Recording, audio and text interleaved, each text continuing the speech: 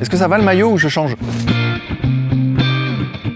En fait, on ne naît pas hors sol. On naît comme une plante dans un sol. Et ce sol, on l'aime, quoi qu'on en dise. Et y compris les gauchistes. Quand ils vont à l'étranger, ils pensent au pain. Ils ont le goût du pain dans la bouche. Ils ont le goût du fromage. Ils pensent à leur patrie. Ils pensent à la France.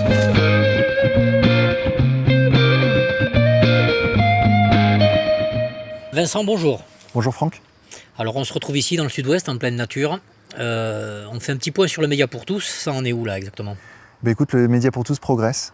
Il progresse, comme vous pouvez le voir avec la production de nos contenus. Et il progresse aussi pour les contributeurs, que je remercie d'ores et déjà, je commence par ça, par les milliers de contributeurs qui nous permettent de produire du contenu audiovisuel. Il faut savoir que nous ne touchons aucune subvention de personne. Okay, les médias, j'avais regardé justement dernièrement, c'est entre 1,5 milliard et 2 milliards de subventions par an. Les grands médias, tous réunis. Presse écrite, presse télé. Nous touchons zéro. D'accord, zéro. Notre activité est uniquement basée sur les dons de nos contributeurs et donc je vous remercie du fond du cœur. Et donc pour les contributeurs, on a développé la partie privée, enfin la partie dédiée aux contributeurs et ils peuvent désormais, donc plusieurs choses, voir l'état d'avancée des reportages, voir les futurs invités d'Eureka et poser des questions aux invités d'Eureka car désormais, je vais prendre les questions de nos contributeurs et je vais en choisir certaines et les poser à mes invités Eureka. Par ailleurs, on développe également une émission qui sera une émission de débat et d'actualité. Je pense que ça manque dans l'audiovisuel français, Internet et télé confondus, une émission où les gens puissent discuter entre eux, se disputer même pourquoi pas sur certains sujets et parler d'actualité librement. Donc j'aurai 3 invités en face de moi, ce sera dans un décor très sobre, noir je pense, très bien filmé, sur les mêmes critères que l'émission Eureka, parce que ça me semble important d'atteindre des niveaux de production audiovisuelle qui soient professionnels. Ça, c'est vraiment quelque chose auquel je tiens. Et donc les gens vont pouvoir débattre de 4 sujets d'actualité. Pour l'instant, c'est comme ça qu'on imagine la chose, hein, ça peut changer. Mais 4 sujets d'actualité, dont 2 seront réservés à nos contributeurs. Donc pour ceux qui veulent devenir contributeurs, c'est le moment. À la rentrée, il y a une nouvelle mission qui arrive, qui va s'appeler très probablement, d'ailleurs, donnez-nous en commentaire votre avis sur ce titre. Ça va bien se passer. Je pense que ce sera ça le titre de l'émission. Et qui, à mon avis, va apporter quelque chose à Internet. Voilà, un espace de liberté et d'analyse supplémentaire.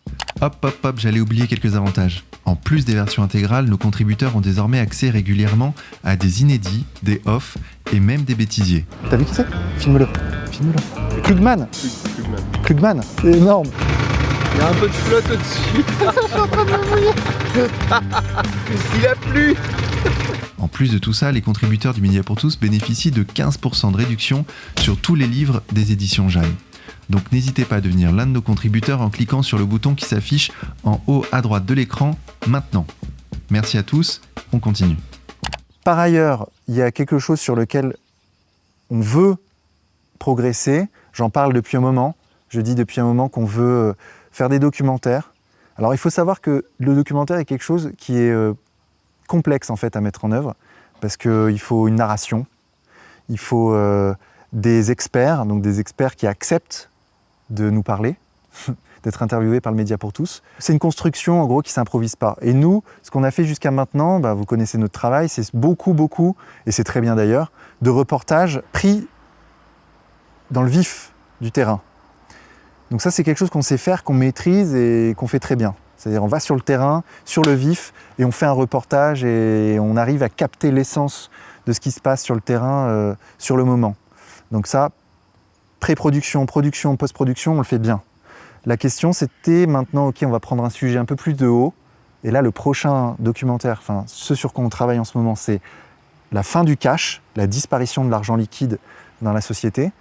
Et donc ça demande quand même d'avoir plus de recul, d'avoir des gens qui travaillent dessus en amont. C'est ce qu'on est en train de faire, c'est un budget, parce que par définition tu payes quelqu'un qui ne bosse pas directement sur la production qui sort chaque semaine, qui bosse pour quelque chose qui va sortir dans 3 mois, et donc c'est un budget qu'il faut débloquer, et c'est quelque chose qu'on ne pouvait pas faire jusqu'à maintenant, et on l'a fait dernièrement.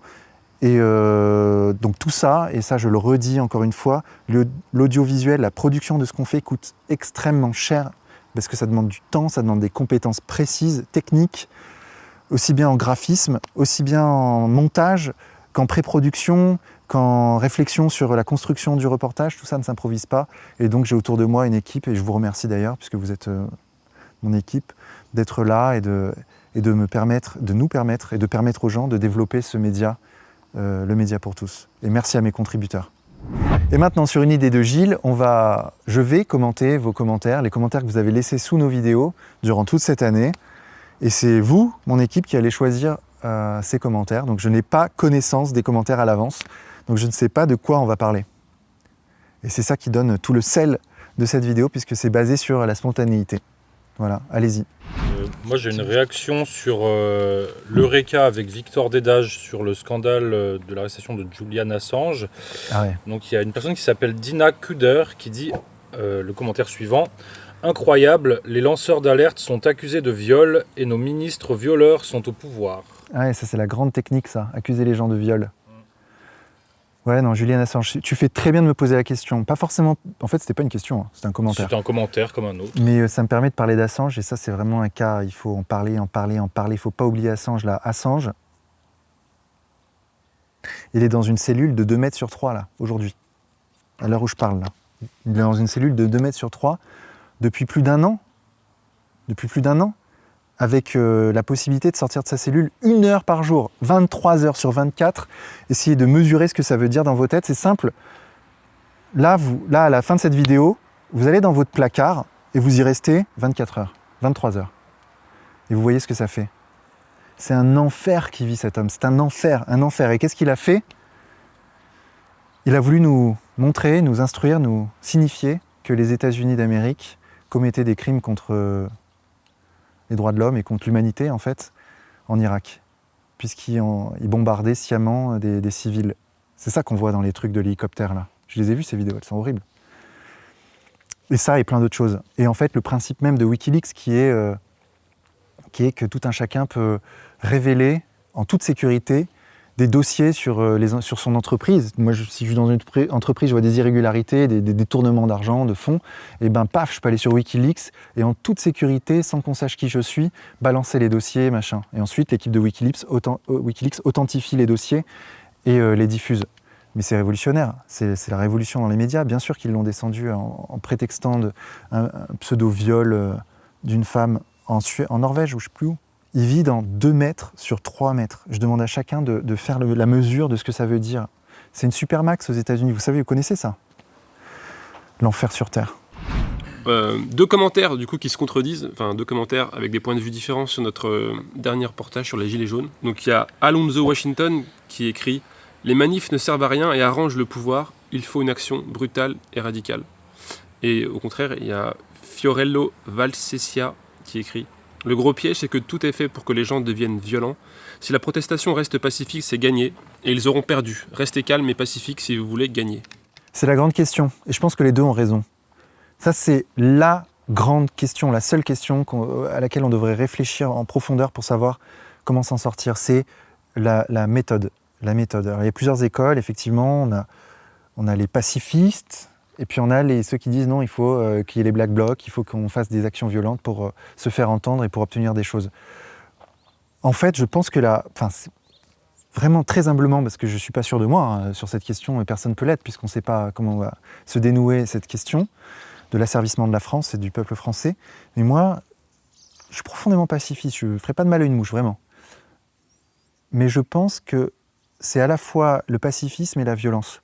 C'est le pacifisme comme règle générale et la violence comme cas particulier.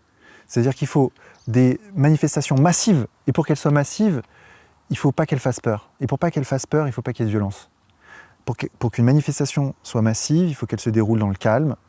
Et il faut exclure les éléments violents de ces manifestations. Ça, je le crois. Je l'ai vu aux Gilets jaunes.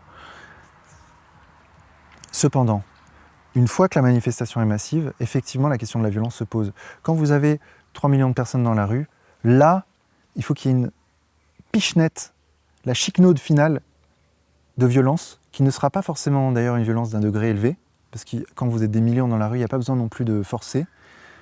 Là, effectivement, la violence intervient. Mais que dans un deuxième temps. Moi, c'est comme ça que je vois les choses. Hein. C'est une question de temporalité, à mon avis. C'est dans un premier temps pacifisme, pacifisme, pacifisme. Le mouvement devient massif. Parce que moi j'ai vu aux Gilets jaunes, hein, dès lors qu'il y a eu de la violence, les troupes, ça s'est clairsemé. Parce que les papis, au début, avaient des papis, je les ai interviewés même. Des papis, des mamies, des gens avec des enfants. Au début, c'était ça les Gilets jaunes.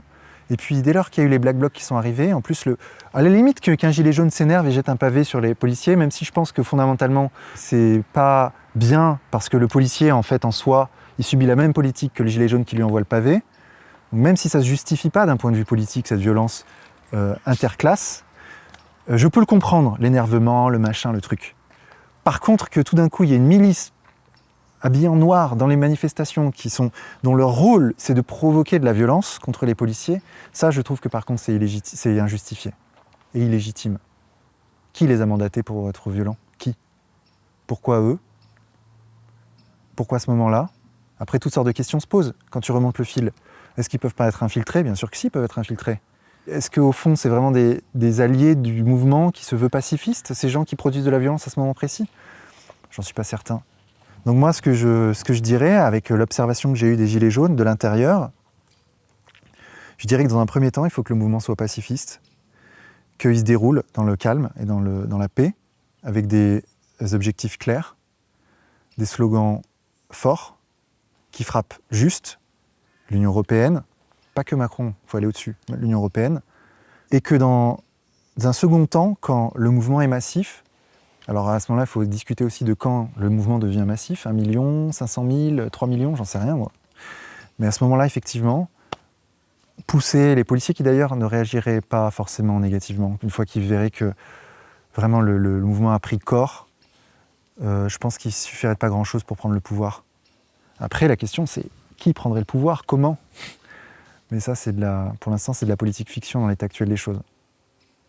Donc les deux ont raison. Alonso et... Eh ben voilà, il retient pas. Fiorello. Fiorello et Alonso. King C, sur la vidéo Rencontre avec Kémy Séba, a écrit « C'est quoi ce regard insistant de psychopathe ?» Ah oui. Ça, c'est un commentaire que j'ai vu sous cette vidéo, effectivement. Alors, je lis pas tous les commentaires, mais il y en avait certains qui disaient ça. C'est intéressant, en fait, parce que ce regard, je l'ai tout le temps. Et je vais même vous dire un truc, je l'ai depuis mon enfance. Parce que mes amis me disaient « Mais Vincent, arrête avec tes yeux revolver » quand j'étais ado. Et en fait, je pense que ce regard, je l'ai parce que... Et ça fait partie de l'alchimie qui se passe quand je fais une interview et qui fait que je pense que... En toute modestie, je pense que je ne suis pas trop mauvais dans les interviews. C'est parce que je suis vraiment intéressé par ce que disent les gens que j'interviewe. Vraiment, profondément. Intéressé et il y a une empathie. Je me mets à la place de la personne et donc je la fixe du regard. Donc c'est de la concentration? C'est de la concentration, c'est du respect pour la personne que j'interviewe. Et puis c'est aussi le fait, c'est très mécanique, c'est le fait que quand j'interviewe quelqu'un, je suis dans l'obligation de devoir à un moment donné rebondir. Et pour rebondir, il faut que je sois ultra concentré en fait, parce que interviewer quelqu'un c'est dur, parce qu'il faut toujours avoir quelque chose à dire, sinon tu es là, ok, on dit quoi maintenant? Non, il faut que j'ai en permanence, donc il faut que je me souvienne de ce que la personne a dit, de la construction de son raisonnement, des choses qu'elle a dites avant et sur lesquelles je peux revenir. Donc ça demande de la concentration. Et moi, en fait, cette concentration, elle se traduit par le fait que je fixe les gens. Voilà. Mais en fait, je fais ça en interview, mais dans la vie réelle aussi. C'est-à-dire quand quelqu'un me parle, je le regarde droit dans les yeux. Et ça, c'est quelque chose, même si on va un peu plus loin, si on creuse un peu plus loin, c'est quelque chose qui se perd. Moi, c'est le commentaire inverse que je fais. C'est comment se fait-il que les gens, quand ils se parlent, ils ne se regardent pas dans les yeux. J'ai l'impression, moi, que les gens... Il y a un voile qui fait qu'on a honte de se regarder dans les yeux, c'est quelque chose qui se perd, et on ne s'intéresse pas profondément à ce que disent les gens. Et pour moi, ça, c'est une marque de non-respect. Je fais le commentaire symétrique. Je pose la question à ceux qui ont fait ce commentaire. Comment se fait-il que vous, quand vous parliez aux gens, vous ne regardiez pas les gens dans les yeux? C'est ça la vraie question. Moi j'ai une question, c'est sur la vidéo Vincent Lapierre a une annonce à vous faire. C'est une question très courte, c'est à quel endroit peut-on envoyer les manuscrits? Alors, effectivement, les éditions Jeanne, donc vous pouvez envoyer vos manuscrits à l'adresse info@édition sans accent-jeanne.fr. On reçoit franchement beaucoup de manuscrits. D'ailleurs, je n'ai pas les capacités, parce qu'en fait, l'édition Jeanne, il faut bien savoir que c'est tout petit. Hein. Nous sommes En vrai, nous sommes deux. Il y a moi et il y a ma mère qui fait les emballages. Donc c'est moi qui suis censé lire les manuscrits et je m'excuse auprès de ceux qui nous les ont envoyés. J'ai pas pu encore envoyer de réponse parce que je suis tout seul en fait. Je suis tout seul avec ma mère. Et que c'est énormément de boulot, énormément de travail. Alors, envoyez-moi quand même vos manuscrits, je vais trouver le temps, je vais essayer de trouver quelqu'un aussi qui puisse m'aider pour le faire et pour m'aider à développer les éditions Jeanne, qui est un projet pour moi extrêmement important. Extrêmement important, d'une part parce que la lecture est fondamentale et je pense que c'est une de nos portes de sortie. Un outil qui va nous permettre de nous sortir de la situation dans laquelle nous sommes, car si nous en sommes là, c'est aussi parce que nous avons été abrutis par des dizaines et des dizaines d'années de télévision et d'émissions déplorables sur le plan culturel et philosophique, et qu'il faut que le peuple français se reprenne en main, et cette reprise en main, elle se fera aussi, et à mon avis, en grande partie, je vais jusque-là, par la lecture. Il faut que nous lisions, les amis, il faut que nous lisions, et je le dis aussi bien à vous, à toi Franck, à toi Benji, je vous dis lisez, et je le dis à moi aussi, il faut que je lise, et je lis pas assez. Je lis pas assez, je suis souvent sur Facebook, souvent à traîner sur les réseaux sociaux, et on est tous comme ça. Il faut qu'on fasse le constat déjà de nos limites et de ce que nous sommes, pour essayer de trouver des moyens de s'en sortir. Et la première chose qui nous limite, c'est nous-mêmes. Moi, je suis pas là à chercher des responsables, ouais, c'est les juifs, ouais, c'est les francs-maçons, ouais, c'est eux, non, c'est nous, en vrai. En vrai, c'est nous. Et c'est que nous, quasiment. Si nous en sommes là, c'est quasiment que de nous. À 99%, c'est de notre faute. C'est parce qu'on n'est pas assez préoccupé par notre destin collectif, d'une part. On est devenu individualiste, on est devenu consommateur impulsif, y compris de contenu, Netflix, les réseaux sociaux, Facebook, Twitter, l'instantanéité de l'information, et pas assez concentré sur les choses qui comptent, la lecture. Il faudrait franchement, je l'ai dit une fois, je le redis, à 30 ans, bon sang, nous ayons lu les classiques de la littérature française. On a de la chance, on a une chance extraordinaire en France d'avoir pu, dans notre histoire, produire des penseurs et des littérateurs de génie. Tous les peuples ne peuvent pas dire ça.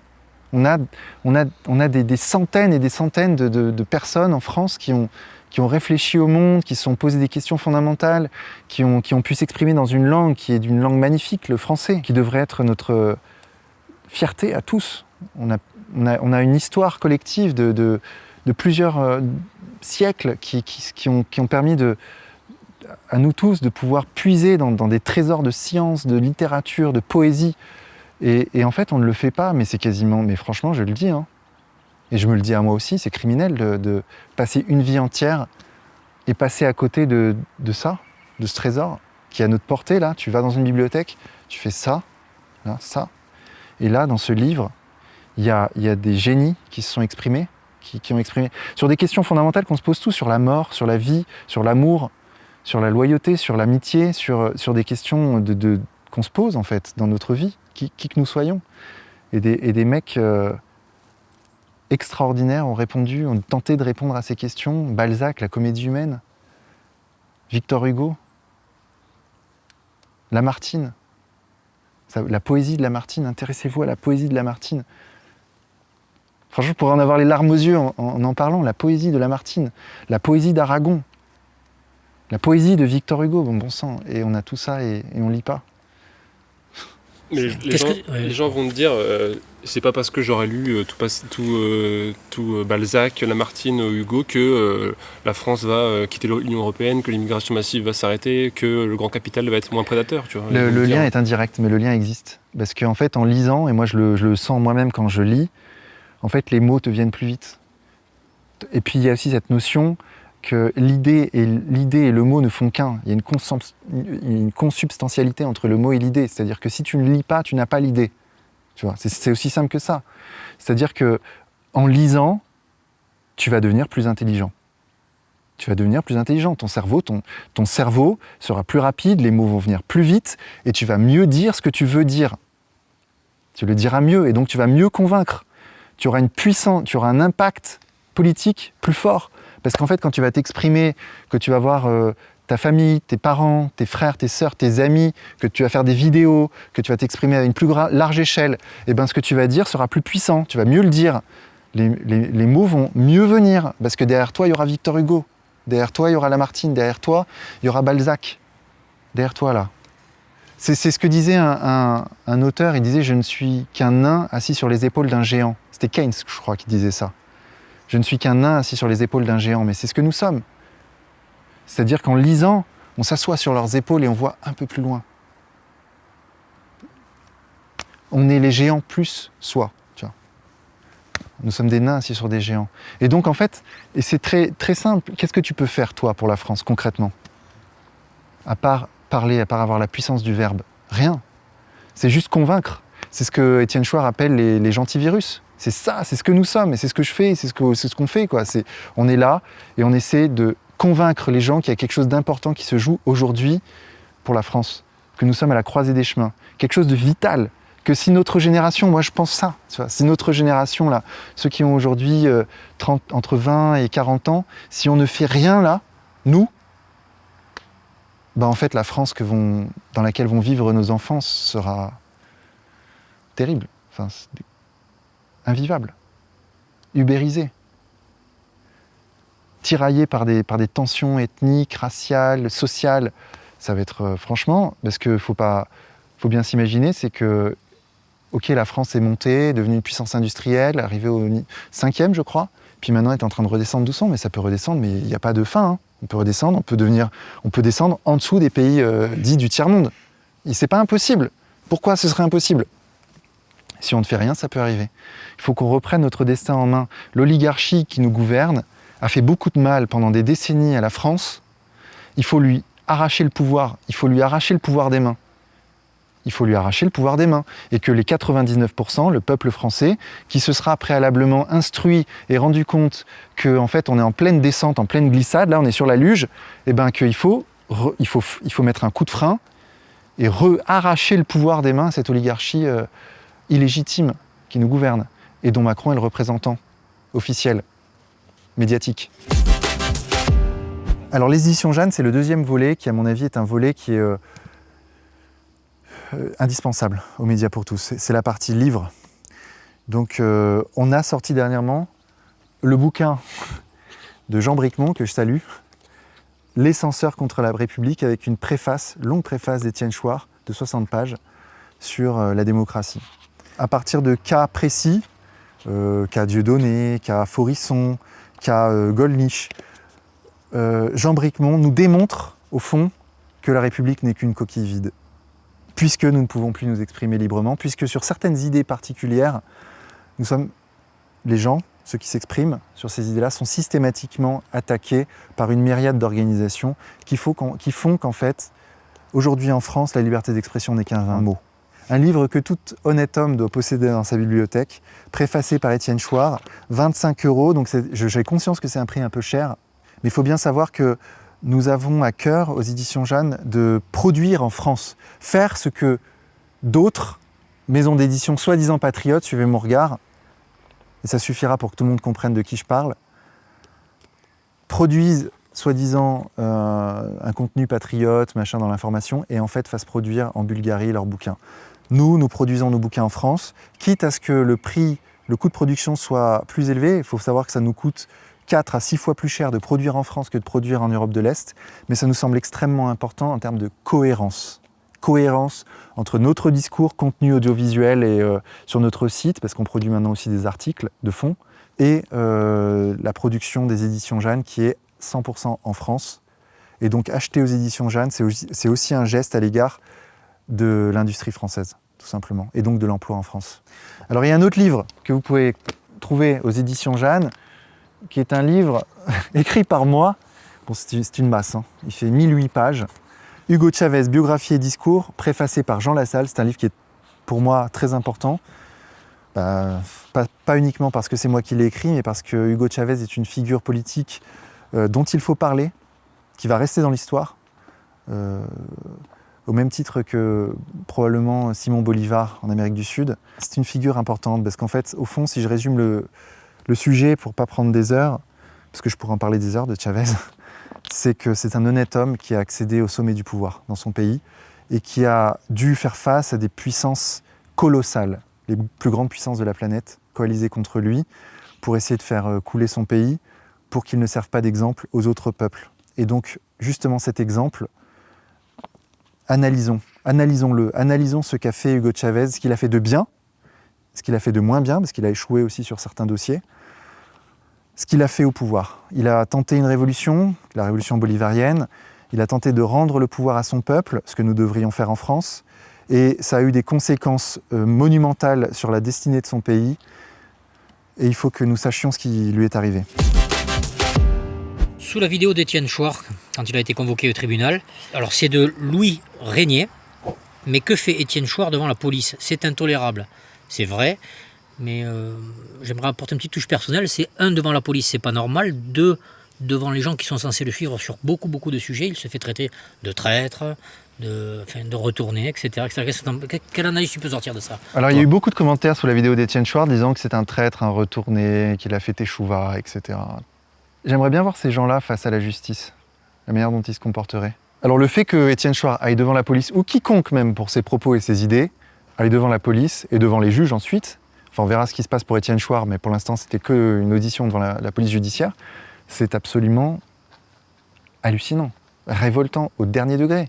Qu'en France, soi-disant le pays des droits de l'homme, des lumières et de la liberté d'expression, une personne, je parle même pas d'Étienne Chouard, et je parle même pas du sujet, une personne aille devant la police et devant les juges s'expliquer de ce qu'il a dit. En dehors, bien sûr, des insultes, de la diffamation, des appels au meurtre, etc., qui ne sont pas couverts par la liberté d'expression, et ça se comprend très bien. Mais sur les idées, quelles qu'elles soient, y compris dangereuses d'ailleurs, y compris mauvaises, y compris néfastes pour la société, il faut qu'elles puissent être exprimées. Et en l'occurrence, ce n'était pas du tout le cas pour Étienne Chouard, parce que là, ce qu'il a dit, c'était uniquement « je n'en sais rien, je ne m'y connais rien sur ce sujet ». Dans quel pays on vit pour aller devant les policiers simplement pour avoir dit « je n'y connais rien ». Mais ce simple fait, mais ça devrait révolter la France entière. J'étais le seul journaliste, enfin le seul média avec un peu d'audience, parce qu'il y avait quand même des gens, et ça c'est une révolution d'ailleurs dans les médias, que les gens puissent filmer eux-mêmes, faire des lives et soient suivis.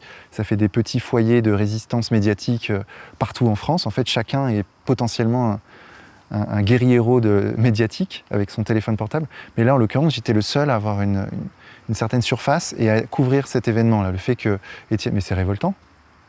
C'est hallucinant. Et c'est d'autant plus hallucinant et révoltant qu'il faut bien savoir une deuxième chose, c'est que Étienne Chouard a été piégé, et ça je le dis, je l'affirme, par le média, pas pour tous, qu'il ne faut pas confondre. Il faut bien comprendre une chose, c'est qu'en fait, cette émission elle a été tournée 2 fois, je le dis ici, elle a été tournée 2 fois. Denis Robert invite une première fois Étienne Chouard. Et ils discutent tous les deux. Ils étaient que tous les deux dans la première version de l'émission. Ils discutent que tous les deux. Étienne Chouard repart chez lui. Denis Robert appelle Étienne Chouard et lui dit ouais, en fait, Étienne, les gars qui sont avec moi, là, mon équipe de petits jeunes, m'ont dit que j'étais trop complaisant avec toi. Est-ce que s'il te plaît, tu peux revenir? Et ils ont retourné une 2e fois l'émission. Mais c'est la preuve que c'était un piège. Et il lui pose la question qui tue en question, là, qui lui a valu donc de passer devant les policiers, et demain, qui sait, peut-être les juges. Et c'est exactement ce que décrit Jean Bricmont dans le bouquin Les censeurs contre la République. Ces gens-là, ces associations, cette myriade d'associations antiracistes, où bien souvent, en fait, ils sont que 3 derrière le nom. C'est des paravents, quoi. C'est des paravents. Tuent la République. Sapent les fondements même de la démocratie, parce que la République, c'est censé être la démocratie. Et la démocratie, elle existe si on a le droit, déjà, dans un premier temps, c'est le premier critère, de s'exprimer librement, ses idées. Les censeurs tuent la République. Ils sont en train de tuer la République. Et c'est ce qu'on ressent tous un peu au fond de nous. C'est qu'on ne vit plus en démocratie. Ça, je pense que les Français le ressentent.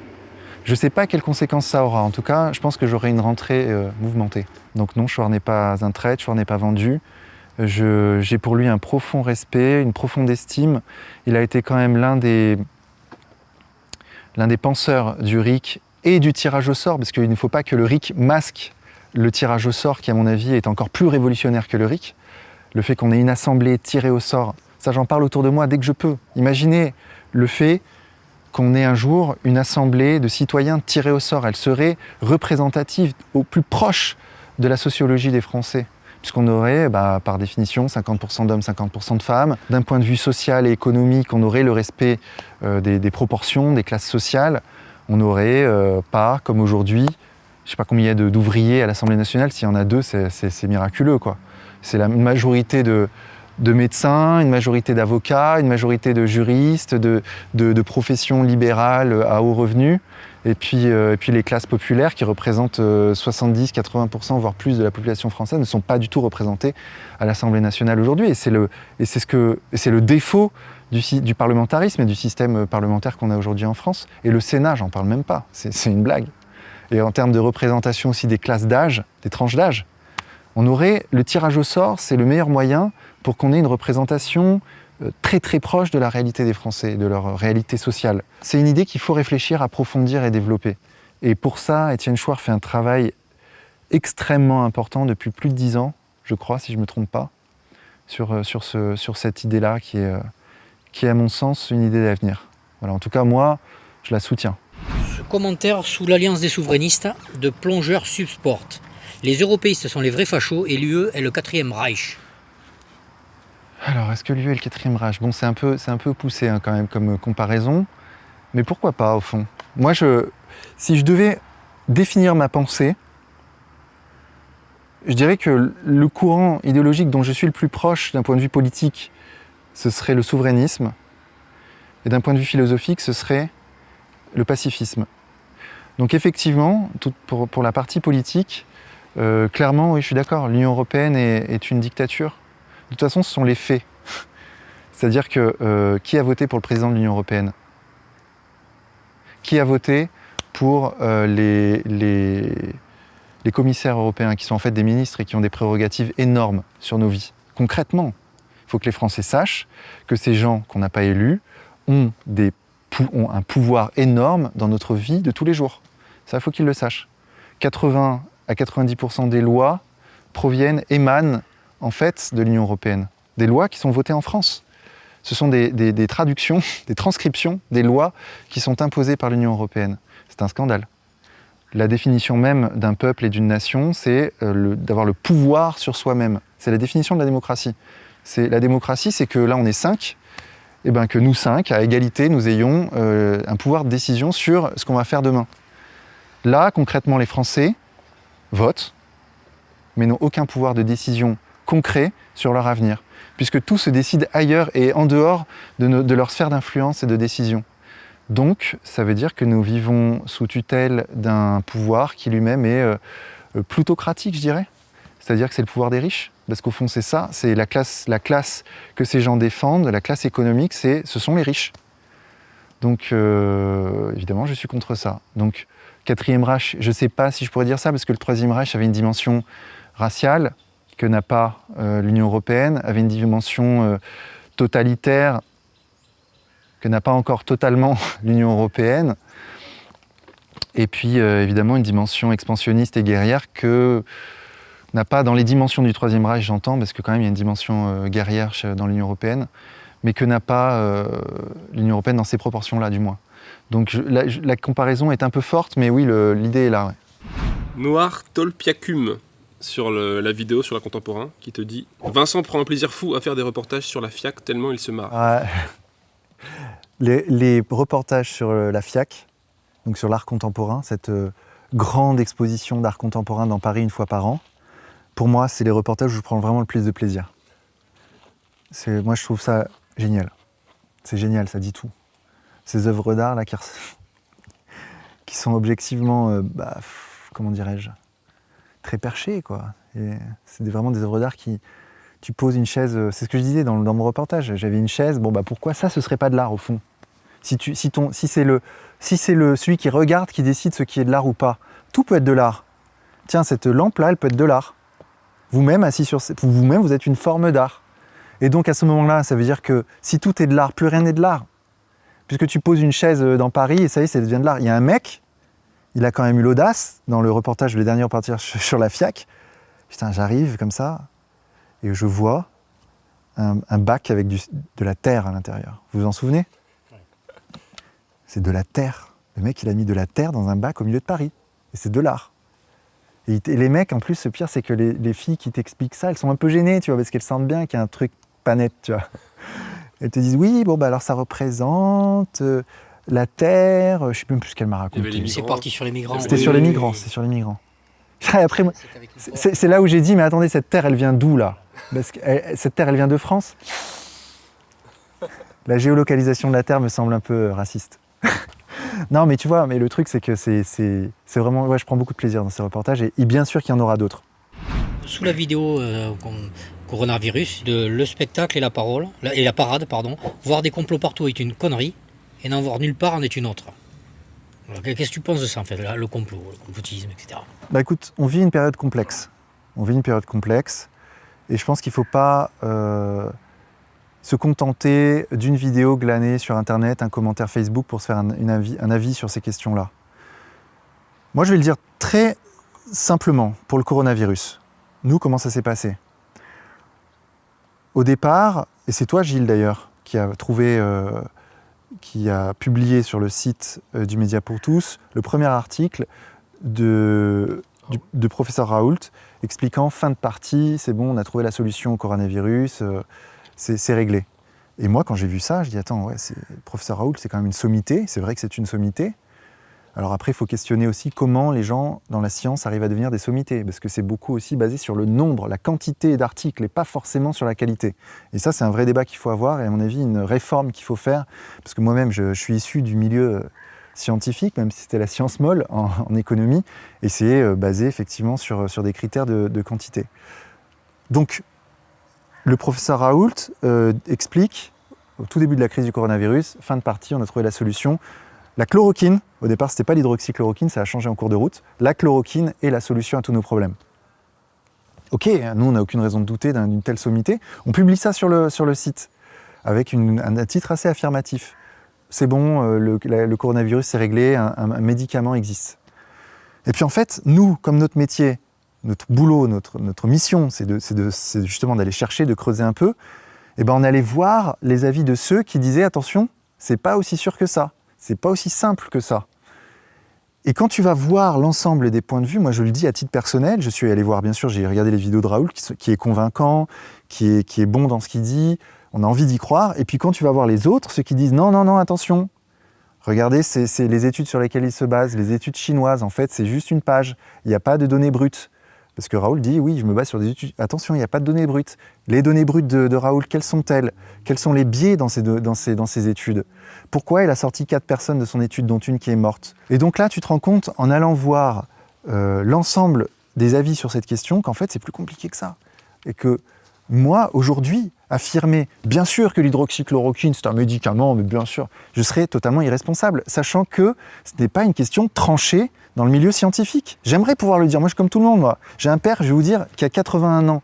C'est la cible parfaite du coronavirus. Si mon père a le coronavirus, il a, je crois que les taux de létalité pour les personnes au-dessus de 75 ans, c'est de plus de 10%. Il a une chance sur 10 de mourir s'il a le coronavirus. Bien sûr que j'aimerais, moi, que l'hydroxychloroquine soit le remède miracle. Mais honnêtement, j'en suis pas certain. Et moi, je ne peux pas affirmer ce dont je ne suis pas sûr. Et là, en l'occurrence, l'hydroxychloroquine, pour moi, la question, elle n'est pas réglée. Donc, les gens qui affirment ça, franchement, chapeau, quoi, tu vois. Je me dis, d'accord, ok, mais moi, les bases sur lesquelles je sais qu'ils affirment ça, parce que c'est notre travail, c'est d'aller voir les sources, d'aller voir machin. Je conseille à tous, quoi qu'on pense de Mediapart, ils ont fait un travail sur le professeur Raoult qui est quand même, il faut aller le voir. Il ne faut pas prendre pour argent comptant, il faut aller le voir. Ils sont allés voir qui finance, comment ils travaillent, etc. Et ça, voilà, quand tu lis ça, après, tu as un avis tu prends un peu de recul. Tu prends pas pour argent comptant ce que va dire le professeur Raoult, même si c'est une sommité par ailleurs, et ça, je veux bien le croire. Mais bon, on peut être une sommité et pas dire et pas avoir une parole d'évangile. Je veux dire, si tu pars comme ça, s'il y a des gens pour lesquels tu ne remets pas en question la parole parce que, ok, alors c'est la fin de l'esprit critique et la fin justement de l'analyse scientifique, qui est justement de pouvoir discuter de tout. De tous les arguments doivent pouvoir être discutés. C'est le fondement de la science depuis l'Antiquité. C'est tu dis un truc, il faut que tu puisses discuter de ce truc. Il faut que tu puisses venir et contredire. Si tu peux plus le faire parce que non, sinon t'es un traître, sinon t'es payé. Moi, je suis payé par Big Pharma, moi. La bonne blague. Il faut qu'on puisse faire ça. Et c'est très important pour le débat, pour que nous avancions sur ces questions-là. Il faut qu'on puisse discuter calmement. Moi, je ne dis pas que l'hydroxychloroquine ne marche pas, je ne dis pas ça. Mais rien que le fait de dire aujourd'hui, j'en suis pas sûr, rien que ça te range pour une partie de la population, du moins sur les réseaux sociaux, comme étant un traître, un payé par Big Pharma, c'est ridicule. C'est un réflexe d'antifa. C'est ok, tu émets une critique envers l'immigration, légère, attention, peut-être que l'immigration, peut-être que c'est pas si bien que ça pour une raison ou pour une autre, t'es un raciste, t'es un fasciste, t'es un nazi, quoi. Et ben c'est la même chose en fait, il faut que les gens aient conscience de ça. C'est justement contre ça qu'il faut lutter. Peu importe le sujet, c'est contre ces réflexes pavloviens qu'il faut lutter dans les deux sens, dans un sens comme dans un autre. Aux antifas, je dis non. Quand on critique l'immigration, c'est pas forcément qu'on est un raciste, un fasciste, un nazi. Et aux gens qui sont à fond pour Raoul, je dis non. Quand on critique un peu Raoul, quand on n'est pas sûr de ses conclusions, c'est pas qu'on est un vendu à Big Pharma. Tu vois, moi, ce que j'ai découvert dans cette période de crise, c'est ça en fait. C'est que les gens, à un moment donné, en période de crise, et je me dis, putain, en cas de guerre, comment ça doit être encore pire, c'est que les gens deviennent ultra binaires en fait. Tu peux pas avoir un avis nuancé en cas de crise majeure. Tu es forcément dans un camp, tu es avec nous ou contre nous. Il faut lutter contre ça. Parce que nous, ce qu'on recherche, c'est s'approcher de la vérité. Je dis pas qu'on est dans le vrai, Non, c'est s'y approcher, tenter de comprendre ce qui se passe, essayer de voir un problème sous tous les angles. Mais si tu raisonnes comme ça, comme un antifa, mais tu peux pas voir le problème sous tous les angles. Non, moi je veux entendre ceux qui sont contre Raoult. Je veux entendre, et tous ceux qui veulent entendre les autres, à mon sens, sont dans la bonne voie, ont la bonne démarche. Voilà, c'est tout. Après, sur le Covid, déjà... La question du Covid, elle est multiple, parce qu'en fait, si tu prends le problème par toutes ces ramifications, la première question, c'est le Covid existe-t-il, le Covid-19 ? Tu as des gens qui disent non. Tu as des gens qui disent non. Alors là, moi, je pose la question à ces gens, alors quoi ? La Russie, la Chine, Cuba, l'Iran, les États-Unis, l'Allemagne, l'Italie, l'Angleterre, le Japon, toute l'Asie, toute l'Amérique du Sud mentent, tous les gouvernements. Et les Cubains aussi, quand ils envoient des mecs dans le monde entier pour aider les autres pays, en fait, ils envoient des mecs pour rien, pour régler la question de la grippe saisonnière. Ils envoient des médecins dans le monde entier pour la grippe saisonnière, pour aider les gouvernements. Enfin, je veux dire, en fait, c'est simple. Un complot, oui, bien sûr qu'il y a des complots. Mais bon sang, un complot qui mobilise tous les gouvernements de la planète à un moment donné, à un instant T, c'est impossible. Enfin, je veux dire, soutenir cette thèse, c'est quand même une thèse super hardie, quoi, tu vois. Donc non, à mon avis, à cette question, le Covid existe-t-il ? À mon avis, oui, tu vois, il existe. La question, c'est est-ce que le Covid est dangereux ? En tout cas, il est suffisamment dangereux pour que les gouvernements du monde entier s'en prémunissent, et la Chine en premier lieu, qui a construit, je le rappelle, dès janvier, 2 hôpitaux en 15 jours, c'est réel ça. Alors ils ont fait quoi ? Ils ont construit ça pour rien ? Ça n'existait pas ? C'était la grippe saisonnière, et ils ont construit 2 hôpitaux pour la grippe saisonnière. Et ils ont bloqué, je le rappelle, 30 millions de personnes, de Chinois, bloqués, confinés pour la grippe saisonnière. Je veux dire, ça me paraît fou.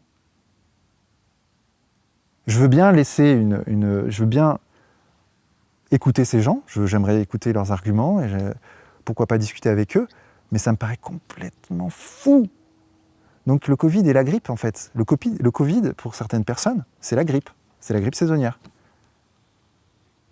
Non, à mon avis, et c'est ce qui... Alors on me dit, oui, mais tes chiffres, c'est les chiffres du système. Bah ouais, mais vos chiffres, c'est les chiffres de quoi, en fait ? Apparemment, le Covid-19 aurait un taux de létalité, et ça c'est le professeur Raoult qui le dit, un taux de létalité aux alentours de 0,8%. La grippe saisonnière, c'est entre 0,1 et 0,2%. Donc on est quand même sur un taux de létalité qui est supérieur à la grippe. Un taux de létalité qui peut-être, puisque c'est une maladie que aucun de nous n'avons eu jusqu'à maintenant, en tout cas jusqu'à janvier 2020, personne ne l'avait eu, donc avec un fort taux de reproduction. C'est-à-dire qu'on est susceptible de l'avoir parce qu'on n'a aucun anticorps. Avec une maladie en plus qui dans beaucoup de cas, produit des gens qui sont asymptomatiques, qui l'ont sans le savoir, notamment les personnes jeunes, donc ils peuvent le transmettre. Avec un taux de létalité pour les personnes âgées au-dessus de 75 ans qui est très élevé. Tout ça fait que on a tout simplement, quand tu associes ça aux paramètres Les hôpitaux ont été détruits pendant des décennies, on a très peu de lits en réanimation et qu'on a un système en fait hospitalier totalement en déliquescence. Et ben tu mets tout ça ensemble dans une même équation et tu as quelque chose qui est très simple, qui est qu'en fait on a un virus qui est pas si létal que ça. Je suis totalement d'accord. C'est pas la peste, c'est pas le choléra, tu vois. C'est pas si létal que ça, mais ça suffit pour bloquer en fait le système hospitalier français, pour le surcharger, pour qu'à un moment donné, les 5000 misérables lits en réanimation avec respirateur soient surchargés. C'est aussi simple que ça en fait. Et en Allemagne, pourquoi ils ont été moins touchés? Tout simplement parce qu'ils ont 15 000 lits, je crois, si mes souvenirs sont bons, en réanimation. Et donc eux, ils ont pu absorber beaucoup mieux la crise. Et attends, parce qu'on dit souvent, oui, mais il n'y a que 30 000 morts. Il y a 30, pardon. Oui, 30 000 morts en soi, bon, déjà, c'est quand même... C'est pas 40 millions de morts, certes, mais ça reste quand même 30 000 morts en France. 30 000 morts en 3-4 mois, avec des mesures de confinement jamais vues jusque-là dans l'histoire de l'humanité. C'est-à-dire qu'on ne pouvait pas sortir de chez soi, enfin on pouvait sortir de chez soi en fait avec un papier qu'on auto-signait, donc c'était un peu ridicule, mais enfin avec des mesures de confinement quand même relativement strictes. 30 000 morts, bah, je trouve quand même que c'est... Ouais, ok, c'est pas beaucoup, mais je pense que ça aurait pu être plus si on avait continué la vie normalement, en sortant chez soi, en sortant en soirée, en machin, en restant en contact les uns avec les autres, bah, logiquement, on se serait plus transmis le virus. Est-ce que ce que je dis là est fou? C'est-à-dire que c'est un virus qu'on se transmet comme la grippe, en fait, en se parlant, en s'embrassant, en se tapant la bise. Et ben, quand on fait en sorte que les gens restent chez eux, et ben, le virus, il se transmet moins. Est-ce que j'ai bon ou pas? Donc on a eu 30 000 morts avec le confinement. Combien on en aurait eu sans le confinement? Probablement plus. Peut-être pas beaucoup plus, mais en tout cas, sûrement plus. Donc 30 000 morts avec un confinement généralisé du monde entier. Donc en fait, aussi, il y a cette dimension-là. Moi, c'est le monde entier qui m'indique que... Alors ok, donc tous les gouvernements du monde entier ont confiné, ont détruit leurs économies respectives pour la grippe saisonnière. Cuba compris, Russie compris, l'Iran compris. Non. Je suis désolé, je veux bien être complotiste jusqu'à un certain point, mais là, non. Je suis désolé, non. Non. Après, attention, je voudrais préciser quelque chose. Parce que dans ma vidéo sur le coronavirus, beaucoup de gens ont dit « Ouais, t'es vendu à Macron ». Encore une fois, c'est le raisonnement binaire. C'est oui, tu critiques un peu ceux qui parlent d'un complot mondial, à la fois de l'oligarchie de Wuhan, de Bill Gates et de la liste de Schindler française, et ben ça y est, t'es vendu à Macron. Mais c'est délirant. T'as le droit de dire qu'un argumentaire est incohérent et nul et non avenu. Sans pour autant, et je le dis d'ailleurs dans ma vidéo où j'accuse Macron d'avoir été en dessous de tout, lui et l'Union européenne d'ailleurs, dont on a vu qu'elle ne servait à rien, tout au long de la crise du coronavirus, y compris maintenant là. Maintenant, ils veulent mettre les masques à l'extérieur, autant à l'intérieur. Alors, je mets juste sur pause une minute, le temps de faire un ajout important avant de partir dans une nouvelle digression. L'obligation du port du masque en extérieur me semble être en revanche une erreur. J'avais démarré le raisonnement là-dessus. D'abord parce qu'il n'y a pas de consensus scientifique sur cette question, on n'est pas certain du tout que le port du masque en extérieur ait un effet bénéfique significatif sur l'évolution de la pandémie, et en plus, franchement, c'est politiquement désastreux. Surtout après avoir dit tout au long du confinement que les masques ne servaient à rien pour faire oublier le fait qu'on n'en avait pas. À mon avis, après avoir sous-réagi au début de la crise, pour compenser, désormais, ils surréagissent par excès de prudence. Bref, c'est ce que je disais tout à l'heure, la crise a été mal gérée du début à la fin. Allez, on repart sur la vidéo. Maintenant, ils veulent mettre les masques à l'extérieur, autant à l'intérieur. Je pense que les masques sont quand même nécessaires et c'est pas super, pesant de mettre un masque pendant 30 minutes dans un magasin quand tu y vas. Enfin, les gens disent oui, ça c'est la dictature. Putain, mais calmez-vous quoi. Calmez-vous. Moi, j'ai vu ces mêmes gens qui te disent aujourd'hui que le masque c'est la dictature. Je parle de ceux qui parlent sur Internet et qui parlent fort en étant très sûrs d'eux.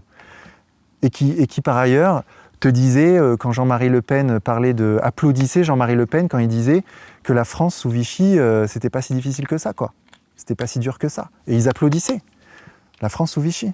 Les résistants torturés dans les caves de Barbie. La liberté d'expression sous Vichy, ça devait pas non plus être très très cool.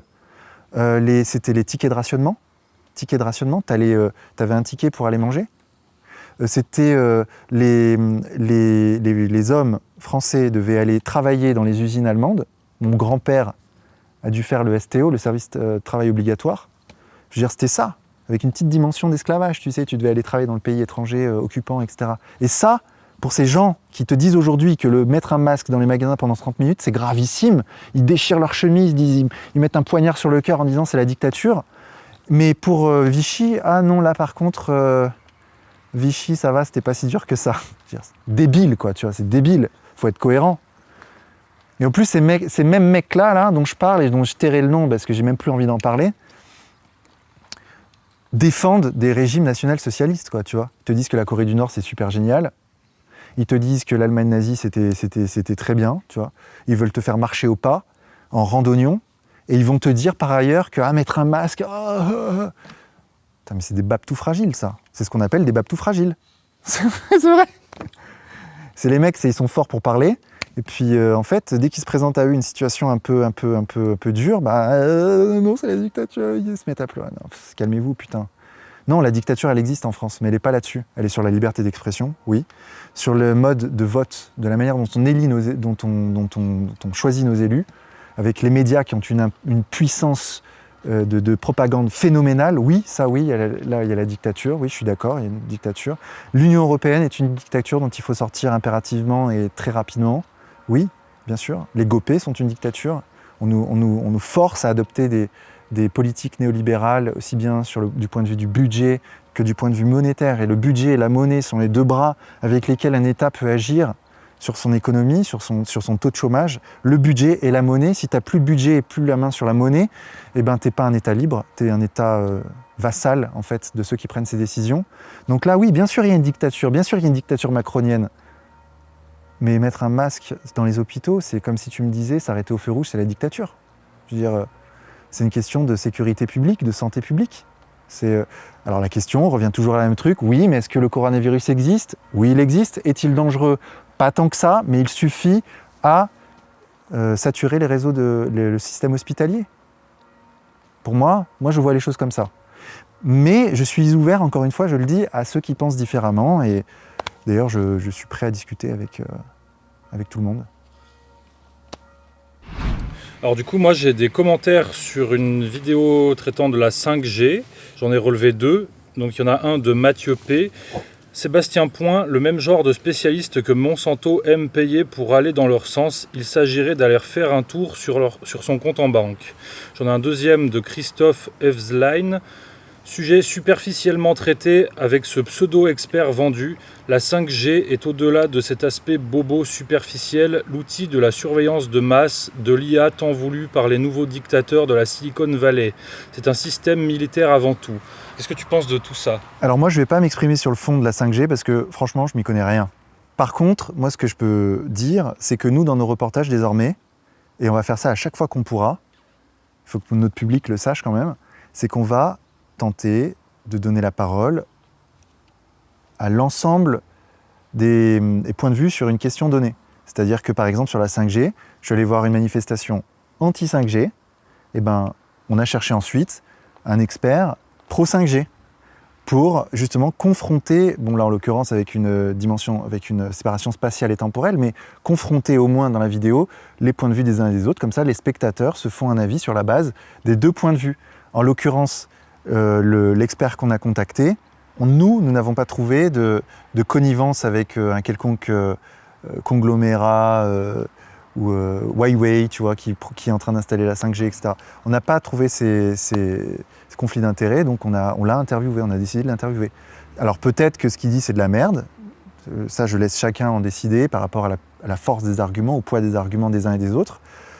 Mais en tout cas, moi je pense qu'il est important dans nos reportages désormais de donner réellement la parole à tout le monde. Et c'est une démarche saine, irréprochable, à mon avis, à mon sens. Et on le fera à chaque fois maintenant, quand on pourra. Vincent, quelle est la question que tu voudrais te poser à toi-même ? La question que j'aimerais me poser à moi-même, c'est qu'est-ce que je lis en ce moment ? Moi, c'est ce qui m'intéresse chez les gens. En général, je demande tu lis quoi en ce moment ? Ça m'intéresse. Moi, en ce moment, figurez-vous, je lis un livre qui s'appelle « Histoire de la philosophie occidentale » de Bertrand Russell. Bon, vous voyez, j'en suis à peu près à la moitié, bientôt à la moitié. Il y a un deuxième volume, deuxième tome. un peu moins gros, mais je le dévore. Je l'ai commencé il y a 15 jours. Je le dévore, ce bouquin. Je le dévore.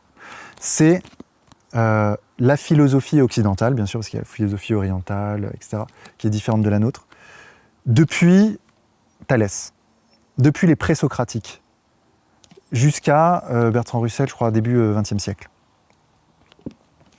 Il n'y a pas de mots. Lisez ce livre. Il n'est pas édité aux éditions Jeanne. Mais parce que je pense qu'on ne peut pas avoir les droits sur des traductions, c'est traduit de l'anglais. Mais c'est très bien traduit, c'est lisible. Moi, j'aime pas d'habitude lire dans d'autres langues. Là, je me régale. J'ai hâte d'être le soir pour lire. Donc, effectivement, j'ai appris là, vous voyez, en tout ça, là, j'ai appris énormément de choses. Je ne vais pas vous spoiler. Non, simplement pour dire que... Putain, c'est marrant quand même, hein, parce que les Grecs, je pensais que c'était les chantres de la démocratie. En fait, non, quoi. Tu vois, quand tu regardes Platon, Aristote et compagnie, en fait, ils étaient vachement sur un régime oligarchique. La référence de Platon, c'est Sparte. Sparte, c'était... ouais, bon, il y avait une assemblée pseudo-démocratique, machin, mais c'était essentiellement un gouvernement. Putain, les régimes des années 30 renieraient pas leur filiation à Sparte. Tu vois ? Et c'est passionnant. C'est passionnant parce que tu casses tous les schémas que tu as en tête, tout ce que tu crois, en fait, savoir. En fait, tu comprends une chose. C'est ce que disait Socrate, d'ailleurs. Et ça, je pense qu'il y a une phrase très importante qu'il faut qu'on retienne. La seule chose que je sais, c'est que je ne sais rien. Il répétait ça en permanence, Socrate. Mais sa phrase, elle a une suite. En revanche, je pense avoir un peu plus de sagesse que ceux qui croient savoir ce qu'ils ne savent pas.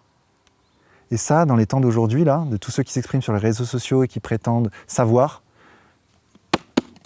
histoire de la philosophie occidentale, d'où venons-nous ? Socrate. La seule chose que je sais, c'est que je ne sais rien. Non, mais c'est fondamental parce qu'en fait, quand on réfléchit par rapport à tout un passif.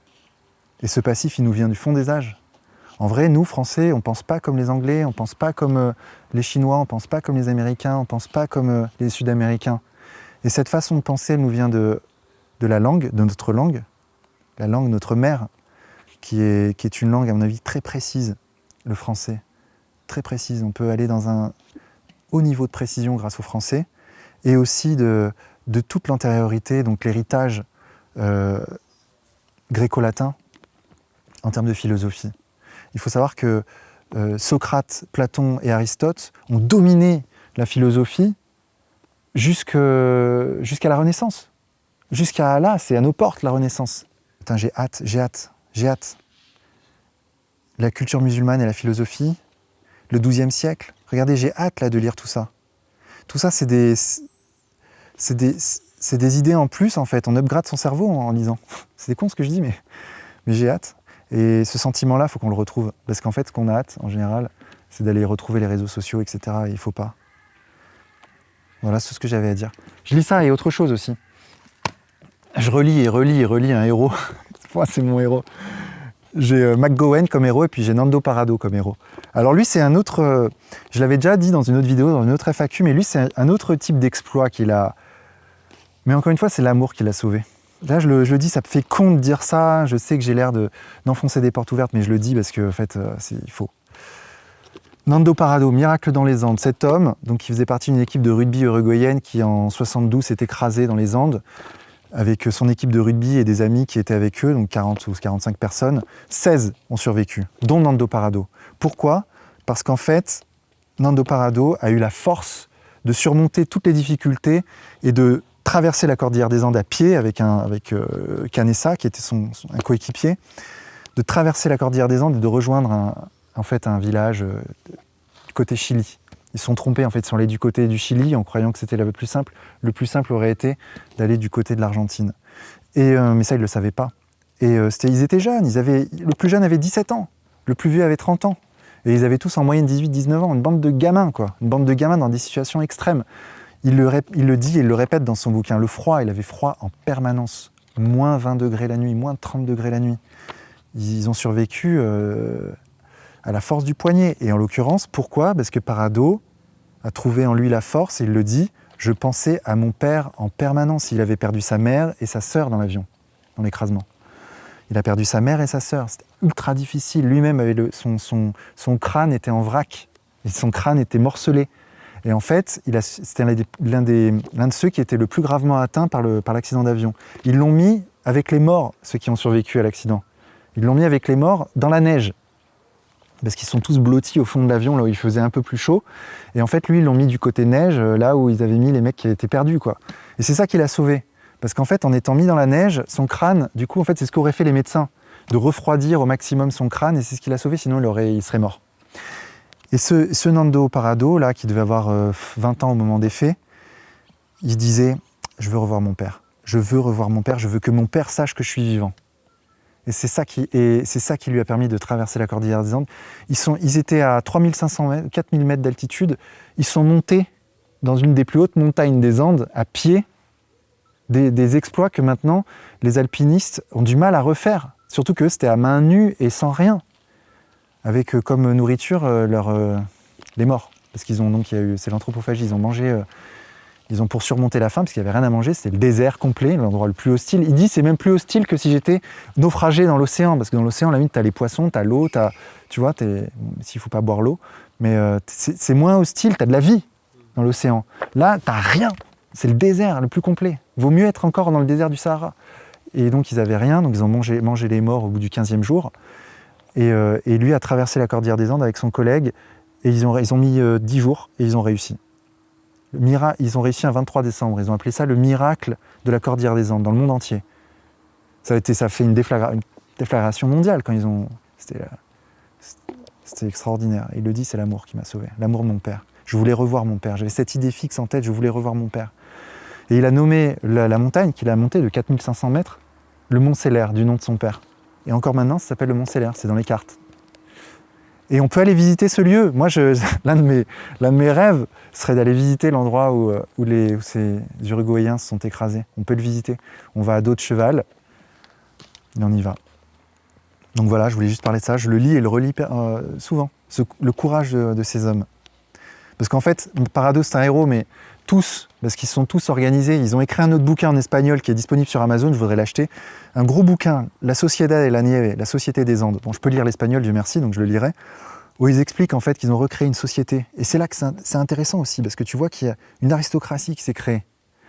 Dans leur groupe de 20 personnes, puis 16, parce qu'ils sont morts en cours de route, certains, ils ont recréé une mini-société avec une aristocratie qui décidait, les plus vaillants en fait, ceux qui voulaient le plus s'en sortir, les plus courageux. Puis tu avais ceux qui avaient abandonné et que eux-mêmes appelaient les parasites. Entre eux, il y a une division comme l'huile et l'eau, quoi. Et tu as ceux qui avaient une foi, une force mentale comme Nando Parrado, et puis tu as ceux qui avaient abandonné, qui disaient on est mort les gars, c'est fini. Puis ils s'allongeaient toute la journée, ils faisaient rien. Et tu as ceux qui faisaient fondre de la neige pour faire de l'eau, ceux qui découpaient les corps, parce que là aussi il faut une force mentale pour découper les corps de tes amis, pour les manger. Et ben, c'est ceux qui avaient la plus grande force morale se sont élevés et donc décidés pour les 5-10 personnes qui avaient abandonné, qui ont baissé les bras et qui se laissaient porter par les autres. C'est intéressant quand même, tu vois, de voir dans les situations extrêmes comment une société d'humains s'organise. Même pour Étienne Chouard, ça pourrait être intéressant de lire ça, de voir comment ils ont fonctionné en société, loin de tout, sans aucun jugement moral de quiconque, sinon le leur, de surmonter les tabous les plus extrêmes, les plus ontologiquement ancrés en nous, comme l'anthropophagie, et l'organisation en société avec une petite élite qui se met en place et des gens qui suivent. C'est intéressant. Un livre à lire, Miracle dans les Andes. Et puis bien sûr, le livre connu de Les Survivants, que je conseille. Sur la vidéo, sur la manif des soignants, après le confinement. Monsieur Gao qui te dit « Vincent, peux-tu expliquer pour quelles raisons tu te fais alpaguer systématiquement par des antifas ? Ils disent que tu fais partie de l'extrême droite, tu leur réponds que non, etc. Mais pourrais-tu en toute franchise expliquer ces heurts à chaque fois ? Merci pour le boulot que vous faites en tout cas. » En toute franchise, pourquoi ils m'attaquent ? Parce que tout simplement, j'ai été 2 ans avec Alain Bonnet. Et quand tu t'es approché de ces personnages, tu deviens un mec d'extrême droite, un raciste, un fasciste, un nazi, sans aucune distinction, sans aucune nuance. Donc moi, je le dis et je le redis, évidemment non, je ne suis pas d'extrême droite. Parce qu'être d'extrême droite, ça voudrait dire quoi ? Que je suis à la droite de Macron, qui est quelqu'un de droite en fait. Non, c'est nul. Je ne suis pas à la droite de Macron. Déjà, économiquement, je suis pour la répartition des richesses, pour mettre à bas cette oligarchie qui nous gouverne et qui est en fait les représentants de la classe des riches. Donc est-ce que ça, c'est d'extrême droite? Première question. Deuxième question, sociétalement, effectivement, sociétalement, on pourrait dire que sur certains points, j'ai des positions un peu plus à droite, qu'on considère comme étant à droite, même si moi je récuse ce clivage gauche-droite, que je trouve totalement inopérant pour comprendre où se situent les gens politiquement. Mais quelqu'un qui raisonne en termes de gauche et de droite, il pourrait dire, ouais, sociétalement, Vincent, il est un peu à droite. Pourquoi? Parce que je critique un peu l'immigration, même pas qu'un peu. L'immigration sert le grand capital dans toutes ses dimensions. À la fois d'un point de vue économique, ça permet d'avoir d'élargir l'armée de réserve du capital, de puiser dans des gens qui sont prêts à faire des travaux pour moins cher que les Français de souche. Et ce qui est une évidence, c'est mécanique. Quelqu'un qui vient d'un pays où on est payé misère, vient en France, même s'il est payé moins qu'un Français de souche, il va considérer qu'il est bien payé. Il va pouvoir envoyer de l'argent à sa famille et ça va lui suffire, dans un premier temps. Donc d'un point de vue économique, pour eux, c'est jackpot. C'est la raison pour laquelle, d'ailleurs, on voit très bien Bouygues, dans les années 70, appeler de ses voeux l'immigration massive en disant les Africains et les Maghrébins qui sont ici travaillent très bien, ils travaillent mieux que les Français, etc. Il est à fond, parce que lui, forcément, ça permet de faire une pression à la baisse sur les Français en disant, regardez, il y a des gens qui sont prêts à travailler pour moins que vous. C'est ce qu'on appelle la pression à la baisse sur les salaires. Donc ça, c'est la première raison. Et la deuxième, à mon avis, c'est aussi de créer des luttes horizontales. C'est-à-dire que pendant qu'on est là à se chamailler entre « ouais, toi t'es noir, toi t'es machin », et d'ailleurs Black Lives Matter entre totalement dans cette synergie, et pendant qu'on est là à se chamailler d'un point de vue horizontal, alors qu'au fond, moi, est-ce que je gagne mieux ma vie que le mec d'à côté qui, soi-disant, est arabe et contre moi? Non, en fait. D'un point de vue social, si on parle en termes de classe sociale, on devrait marcher main dans la main. Mais le fait d'amener des masses de gens dans un pays, mais ça crée naturellement du racisme, en fait. Ça crée naturellement des tensions horizontales. Et ça, c'est quelque chose que la gauche a du mal à comprendre. C'est que tu prends un pays X, tu mets une population Y massivement, avec une culture différente. Par exemple, on va prendre un pays africain, tu mets en Afrique des millions de Chinois qui arrivent. Ça va créer des tensions, en fait. Ce qu'on appelle racisme, en réalité, c'est simplement un réflexe de survie d'une population qui a pas envie que son pays se transforme trop vite, trop brutalement. Sa culture, sa langue, son histoire, il y a des choses à respecter quand tu viens dans un pays. Et quand tu as des millions de gens, et c'est même pas de leur faute en fait, si tu raisonnes encore d'un peu plus loin, c'est même pas de la faute des gens qui viennent, eux ils viennent avec leur culture, machin, ils s'installent, ok, ils ont leur culture. C'est de la faute de ceux qui promeuvent leur venue, ceux qui appellent de leur vœu l'immigration de masse. C'est eux les responsables. Fondamentalement. Qu'est-ce que t'en penses toi, Gilles? Je sais pas, est-ce que tu déresponsabilises pas un peu les individus? Parce que, c'est-à-dire qu'en gros, on devrait s'en prendre qu'à Bouygues ou à Uber qui font venir les populations africaines en France, mais individuellement, les gens n'ont rien à faire, tu vois. Non, bien sûr, mais bien sûr. Mais en même temps, on leur a pas appris à respecter la France. Il y a ça aussi. Alors, j'ai bien conscience que les individus ont une part de responsabilité dans ce qu'ils font et dans leurs actions. C'est une réalité. C'est comme la racaille ethnique qui va foutre le bordel, il a une responsabilité. C'est pas parce qu'il est noir ou arabe ou chinois ou je ne sais quoi qu'on va le déresponsabiliser. Non, en fait, t'es un connard. Juste, t'es un connard, en fait. Mais ce qu'il faut souligner en France, c'est qu'il y a eu un travail, et encore une fois, c'est aussi le boulot d'Anne Kling dans la France licratisée, un travail de sape fait dans les écoles, et notamment dans l'éducation, de désapprendre à aimer la France. Ça, c'est un travail de fond qui a été fait, qui a été très préjudiciable pour toutes les générations jusqu'à aujourd'hui, et qui est qu'en fait, les mecs, normal, on leur a pas imposé le respect de la France. Tu vois. Et même le respect de la France, on l'a pas quand on regarde notre gouvernement, et ça, je peux le comprendre parfaitement, tu vois. Quand tu regardes Macron, quand tu vois ces mecs-là qui sont au pouvoir, est-ce que vraiment, fondamentalement, tu as envie de respecter la France?